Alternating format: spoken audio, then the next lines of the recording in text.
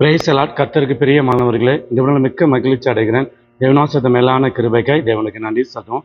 இதனால் வசனத்தை நம்மை பார்த்து சொன்னால் சங்கீதம் 19 அதிகாரம் 7 வசனம், கர்த்தருடைய சாட்சி சத்தியமும் பேதைகளை ஞானியாய்க்கிறதுமாய் இருக்கிறது. சங்கீதக்காரன் தாவீது சொல்லுகிறான், கர்த்தருடைய சாட்சி பேதைகளை ஞானியாக்குகிறது.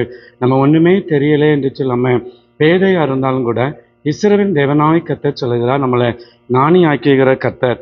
ஒன்றுமே தெரியாத தாவீதை ராஜாவாக மாற்றினவர், ஞானத்தை கொடுத்தவர், ஞானியாய் மாற்றினவர், உயர்ந்த இடத்துல வச்ச ஜீவனுள்ள தேவனாய் கர்த்தர். ஒருவேளை நீங்கள் எந்த இடத்துல ஞானம் இல்லையே, எப்படி படிக்க போறணும், எப்படி இந்த காரியத்தை செய்து முடிக்க போறணும் என்று சொல்லி ஒருவேளை நீங்கள் கலக்கத்தோடு வேதனையோடு கண்ணீரோடு கூட நீங்கள் இருந்திருக்கலாம். கர்த்தர் உங்களை ஞானியாய் மாற்றுவார்.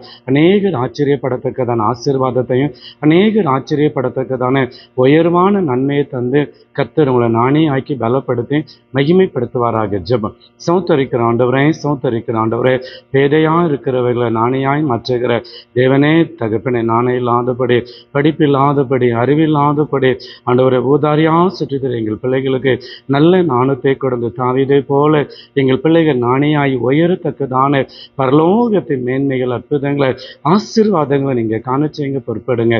நல்ல பிதாவே, ஆமென்.